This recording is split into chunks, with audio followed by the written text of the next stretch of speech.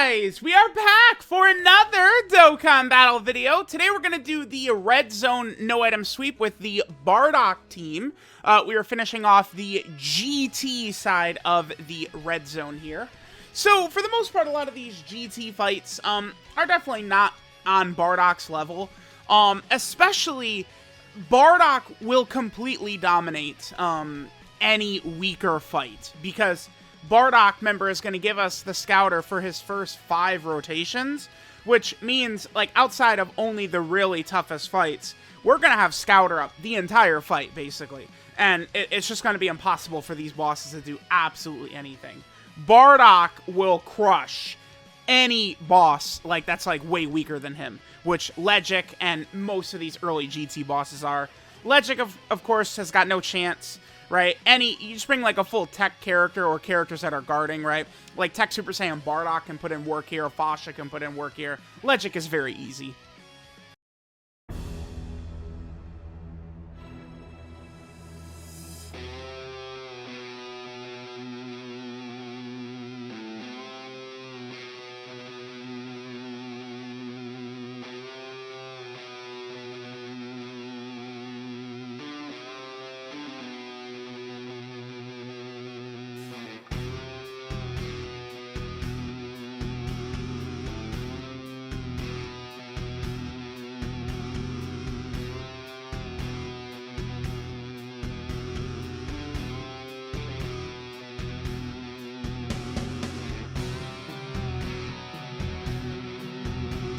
Alright guys, now we're moving on to the fight against Lord Luud. Remember, one of the craziest things about Bardock's leader skill is that every single Goku is getting the full 200% leader skill. So it's like we're using all of these Gokus on here, and we are seeing them, I mean, not necessarily at full power, right? Because like Kid Goku certainly is significantly stronger if he has like Android 8 next to him, right, to give him the unit super attack, for example. But we're using all of these Gokus here on 200% leader skill. Super attack dodge, hello, there we go. That's why that boy's got, I have said this over and over and over and over. I've found that characters that want to be hit, you know, Gamma 1, Carnival LR Goku, characters that want to be hit, but, you know, you still would like to dodge to potentially, you know, save yourself 300k even on a guarding defensive character, you know, from one of these super attacks from these big bosses. I've found that 10 dodge is, it seems to be a beautiful compromise of, you could still get your hits here and there in, but yet I've dodged numerous super attacks with them. So that's very, very good. Lord Luud, just not really too much he could do. Again, remember, we have the Scouter up for the first, Bardock was on, what, turn 2 right here? So we have the Scouter for the first 6 rotations. I mean, Luud is not going to last 6 turns. And it's like, if we know where the super attack is, he can't kill us. So it's like, this fight, again, all these fights with Bardock, the weaker fights absolutely get stomped. Because it's like, he can't catch us with the super attack. He just can't. So, very, very easy to get these early fights done.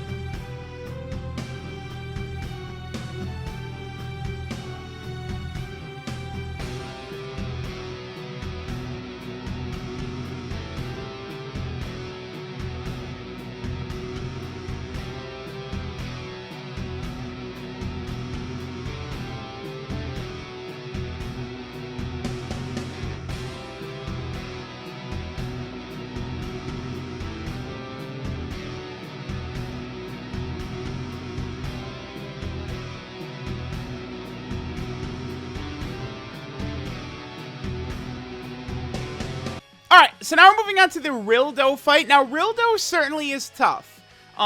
Even now, I would say Rilldo can be a challenging fight, because he does have a lock, right? Lock is, whereas I think dodge is the strongest thing you as a player can do. Lock, I mean, that's got to be up there as one of the strongest things a boss can do. Is canceling dodge the strongest thing they could do? Man, I don't know. Double supering is nasty as well. I kind of think, what is the strongest boss mechanic? I almost want to say the ability to double super. I think that might be number one. But like if they cancel dodge, I mean, that like the whole reason that the Broly fight is so tough is because of the fact that he cancels dodge, right? So, it's hard to say for sure. Now this fight, remember that Rilldo, again, in his final phase, he locks. He is tech, so we want to bring as many powerful int characters as we can. Remember that with Bardock's team, we do have access to a lot of really good Goku characters. Because of the fact that Bardock is, the Goku family is one of his leader skills. There's so many different setups we could use for a lot of these different fights. And especially because Rilldo is tech, that means like int Tora and int Fasha can do really, really well.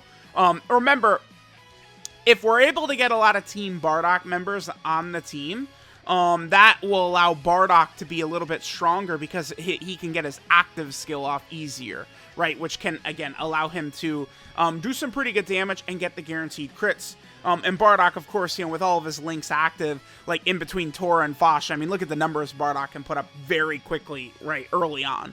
Bardock can do huge numbers, like if Tora and Fasha and other characters like that are around him. But like, we just have a very strong team.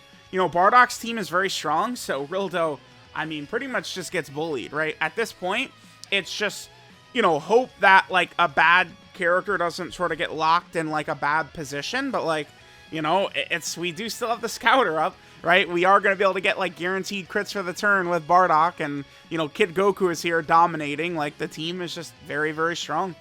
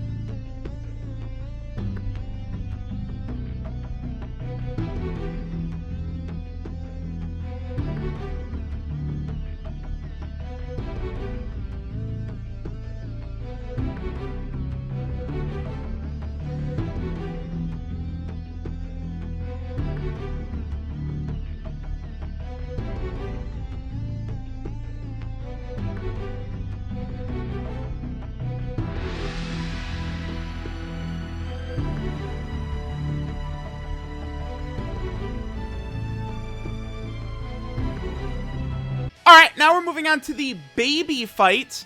I think Baby is another fight that could still be tricky, even for some, top tier teams.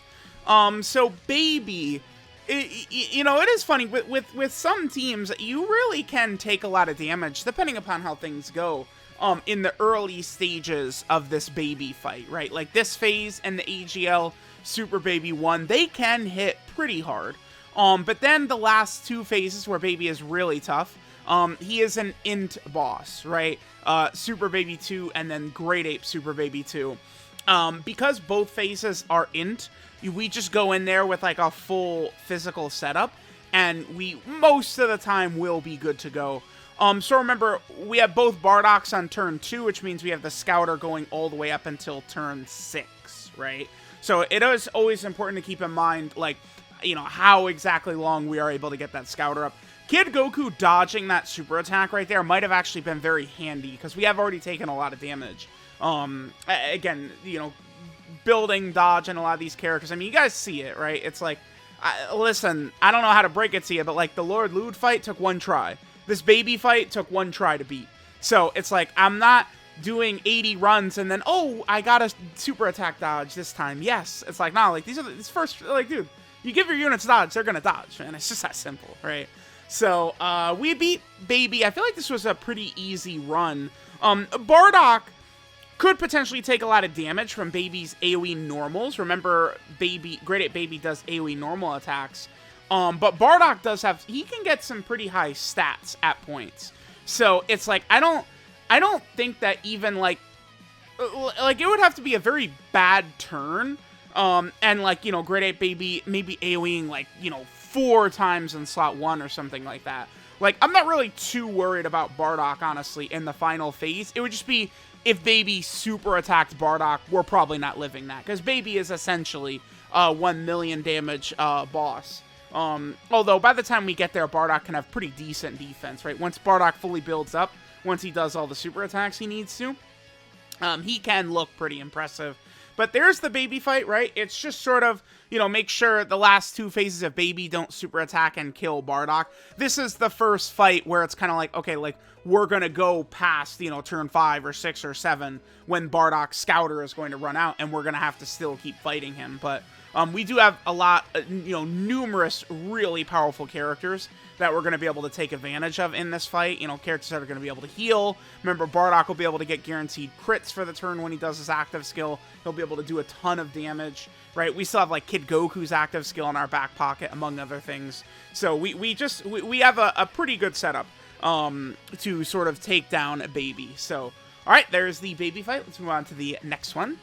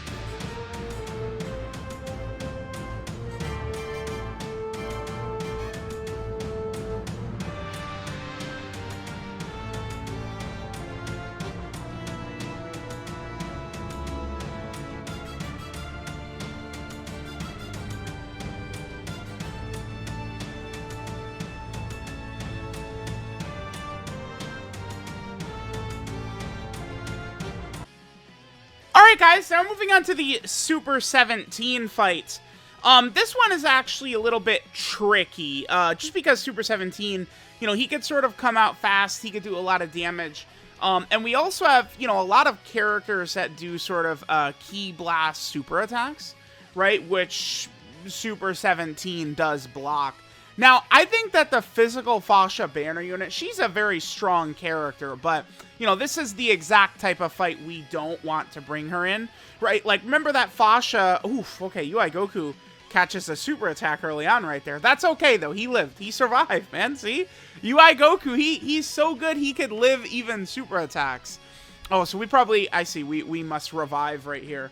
Okay, so Fasha, remember that she's one of these characters like, whatchamacallit? Fasha is like, you know, Hearts, LR Goku Black, and Zamasu, right? There's a few characters like that who are now guarding for the first couple of turns. So you really want to be able to, like, take advantage of that. And, like, when you're really using those characters, it's like you want to play around that strength of the guard, right? So it's like, you know, she's going to work really good against, like, Omega and stuff like that. But you don't want to push her limits because she can still get one-shotted very hard by a lot of the huge million damage super attack bosses and stuff like that, right? And some of these other characters, this Super 17 hits hard. He hits hard, he hits fast hard as well. So we do want to be a little careful here. I brought AGL Kid Gohan. He could still be very relevant in a lot of these red zone fights, depending upon what your setup is and stuff like that. Remember that Bardock does have Saiyan lineage, so he can work fairly well with, you know, AGL Kid Gohan, Tech Ultimate Gohan, these types of characters. And we will sort of be able to come back, heal up enough. We have Carnival Goku on the team. Remember, Carnival Goku, I mean, for me, since Carnival Goku has come out, he has been, like, the most valuable character for me. He just is on every team, right? Like, you know, he's on Gamma 1 and 2's team. He was on Kid Goku's team. He's on Bardock's team. It looks like he's going to be on the next Dokkan Fest, Yamcha's team. So it's like Carnival Goku just ends up on all these teams. So I just end up using him in all these runs. It's just such a strong setup Carnival Goku has, right? Guarding, defensive stacking, and revive. It's just so dirty. It's so filthy. It's so nasty. It just makes him really, really strong. Now, I bring Kid Goku into this fight against Super 17, even though he's type disadvantage, because Kid Goku, I mean, he really is just that good. He is just so busted, Kid Goku. His ability to create rainbow orbs and then also give the entire rotation the damage reduction support, I just find that to be one of the strongest abilities any character has in this game. You can really notice the extra tankiness that the rotation has when Kid Goku is dropping that damage reduction support, right? Like, you can really, really feel it. But it's like, you know, kind of just, we're able to sort of, you know, I guess get to Super 17 a little slower. It turned 6, which allowed us, you know, to have, like, Kid Gohan, Tech Ultimate Gohan. You know, you guys know, the longer the fight goes on with those two together, the easier this is going to get. Whereas Tech Ultimate Gohan and Kid Gohan will eventually be able to really eat these attacks from Super 17 without really taking too much damage. UI Goku will be very effective at this portion of the fight, and of course he's not healing as well. Remember that Super 17, he does absorb Ki Blast attacks, so we can't make use out of Bardock's active skill. I suppose I could still use Bardock's active skill. I'll heal Super 17, but then that would give us access to guaranteed crits for the turn, but Bardock already can do that depending upon the amount of rainbow orbs we get, right? So Kid Goku's active skill heals him. This is the thing about this Super 17 fight that can be tricky sometimes, is his ability to cancel a lot of uber powerful active skills that just don't work against him, right? Again, shit like the father-son Gallic gun, the 7th anniversary LRs, right? Kid Goku's, like, so many active skills these days are just Ki Blast super attacks. So there's the Super 17 fight. You know, we slowly whittle them down. We got the rotation of Tech Ultimate Gohan, EGL Kid Gohan. Not a damn thing he could do against that rotation. So, alright, there is the Super 17 fight.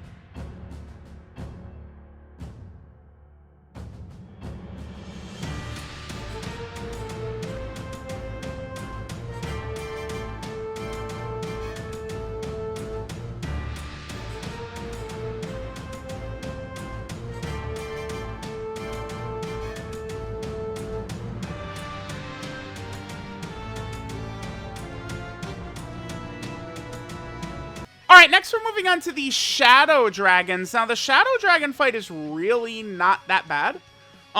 Especially depending upon, you know, the setups of the team, stuff like that that we're using. Remember that the Shadow Dragon fight is one of the longest red zone fights. I know that Frieza, Full Power Frieza, he does actually have more health overall than the Shadow Dragons, so that fight, I probably would say, is a bit longer than this, but this is still a fairly long fight, right? But, you know, Tech Ultimate Gohan, Kid Gohan, Carnival Goku, we bring these types of stacking characters, and we're good. This fight really is, like, the weakest, like, later difficulty fight for a lot of these red zone stages, right? Like, the Shadow Dragons are just really not that tough overall. I'm not really too intimidated by them, too threatened by them. I mean, there's Ice at the very end who can lock. We will have to be careful of that. But, I mean, we're not bringing any int characters, right? Ice is a physical boss. We're not bringing any int characters that could get cooked by him. Then, of course, there is also Nova. Nova could do a lot of damage. Nova potentially could kill us, right? Because Nova is basically on the cusp of being a million damage super attack boss. And certainly, I'm using Physical Super Saiyan Bardock in this run. Remember that Bardock, the first hit he eats, he could take a lot of damage, but then he's guarding, and then he eats one more hit, and then he's ridiculously tanky after that first hit after he guards, right? Bardock can be super good at that point. So, like, unless, like, Nova supers him right away, like, we're probably going to be fine with Bardock. Just overall, like, the team, I don't think we're really going to struggle too much with these types of fights, right? Shadow Dragons, Omega, these types of fights are just really, like, I don't know. The Bardock team is strong. Like, having access to the full Goku family, like, sort of, like, lineup, it just gives us, like, so much, right? Like, we're really able to handle business throughout the most part of this fight. So there we go. There is the Shadow Dragons. Again, Shadow Dragons really not a tough fight at all.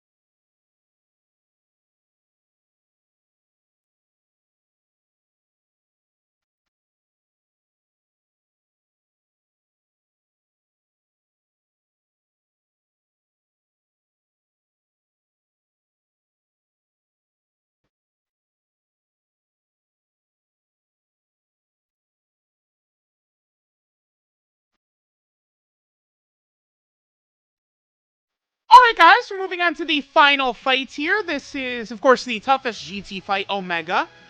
You know, using so many of these busted 200% teams, Kid Goku, the Gammas, even this Bardock team, like, I just really, I feel like I got lulled into sleep that, yeah, this Omega fight is piss easy. It's like, nah, like, Omega can still put in work, right? Like, I used the Heroes team in here, and, like, he can slap them up, right? So it's like, Omega's still, he's strong, it's just, you know, especially the most recent characters, like Worldwide Download Celebration and on, are just so damn strong. It's just, right? Like, we come in here, you know, we got, like, Bardock, Kid Goku, a lot of these very powerful units, and it's like, we just cook, right? This opening phase, as you guys saw right there, we're able to seal Omega, so he can't even get his super attack off. That physical Super Saiyan Bardock, if you use him correctly, he could be a great option. Fasha can be very good in this fight. The faster we move through this fight, the better for Fasha, because then that's a lot less time she has to be out there against STR Sin, who potentially could kill her if her guard is not up, right?